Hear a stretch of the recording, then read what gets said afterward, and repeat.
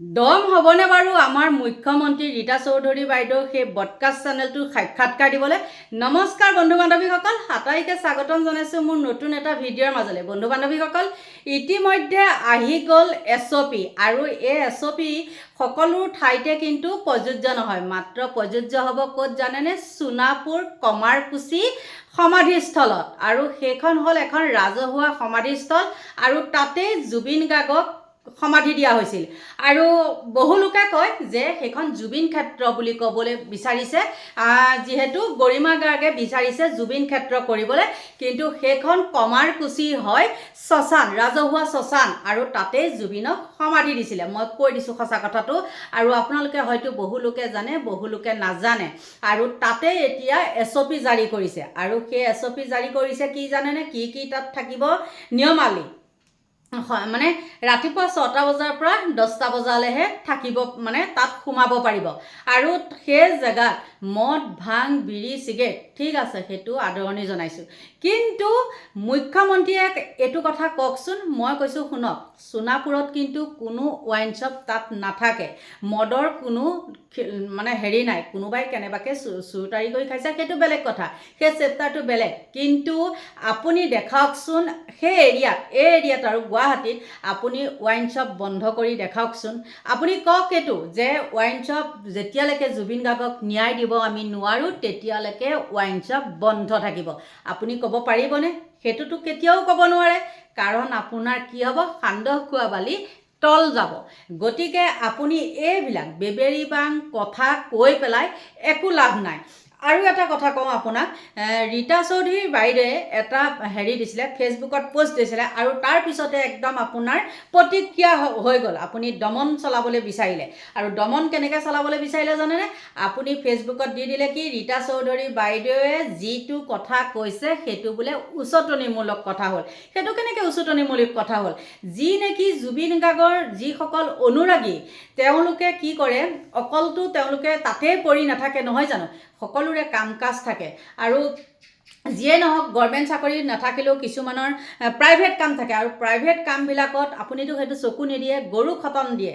গৰুক যেনেকৈ মানে দিনৰ দিনটো কামত খটাই থাকে, ঠিক তেনেকৈ গৰু খাতন দিয়ে।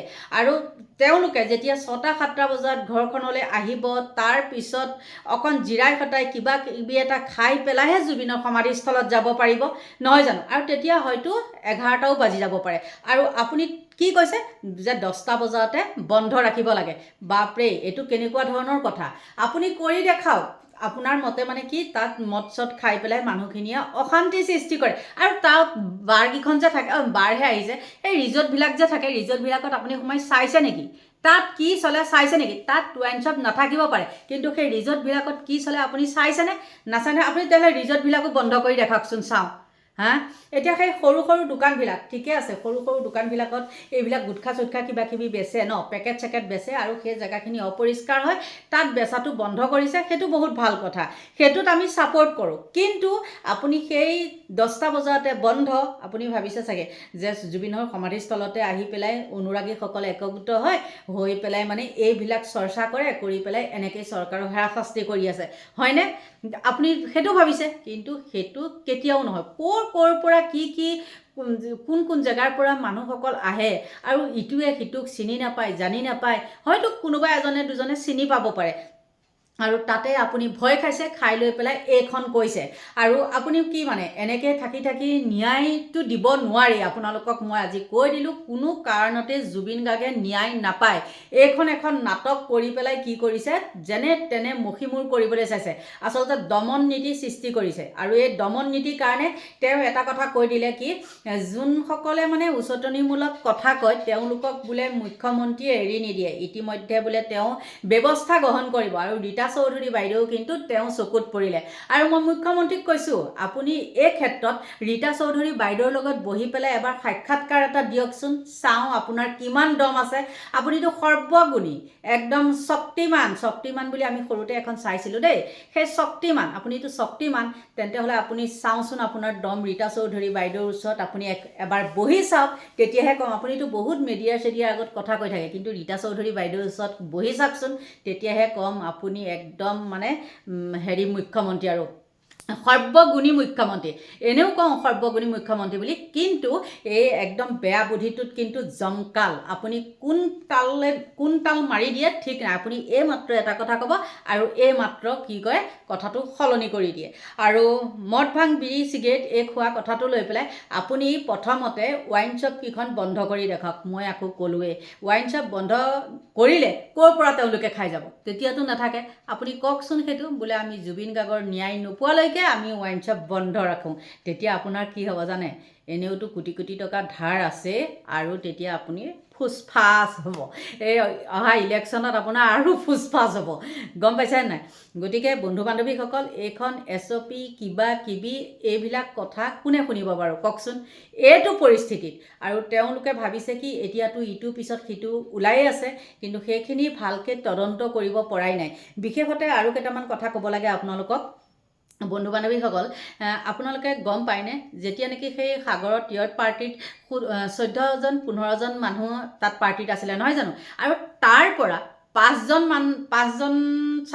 মানুহক যে তেওঁলোকে তদন্তৰ আওতালে আনিছে ইখিনি কিয় অনা নাই আৰু বিশেষতে মৰা মানুহৰ ডেড বডিৰ লগত অহা যিটো সেই তাওচাল মিত্তাল নে কি সেই মিত্তাল বোলাটোক তেওঁলোকে তদন্তৰ আওতালে আনিছেনে কি কাৰণে তেওঁক বাৰু জেৰা কৰা নাই তেওঁতো ডেড বডিৰ লগত আহোঁতে দাঁত চেলাই আহিছিলে আৰু যেতিয়া নেকি ঘৰৰ ভিতৰত জুবিন হেৰি আছিলে মৌমিতা মিত্ৰ গৰিমা গাৰ্গ এইখিনিতে কথা পাতি আছিল আৰু সেই ছাইডতে সেই সমীৰ বোলা এটা ল'ৰা আৰু তাওচাল মিত্ৰই সেই ডেড বডি চোতালত পৰি থকা অৱস্থাটো দাঁত উলিয়াই হাঁহি আছিলে কি কাৰণে হাঁহি আছিলে বাৰু তাতোতো কিবা এটা ৰহস্য থাকিব পাৰে আৰু সেইজন একদম সঘনে অহা যোৱা কৰি আছিলে আপোনালোকে দেখিছিলে কেমেৰাৰ আগত তেওঁ যেতিয়া কেমেৰা গৈছিলে তেওঁ লৰালৰিকৈ এখন গাড়ীৰ ভিতৰত সোমাইছিলে গতিকে মই সেইবিলাক লগাই দিয়া নাই দৰকাৰো নাই সেইবিলাক লগাই দিবলৈ গতিকে বন্ধু বান্ধৱীসকল এইখিনি মানুহ গোটেইখিনি কি কাৰণে বাৰু আওতালে নানিলে আৰু আছিলে কেইগৰাকীমান এইজনীয়ে যে যি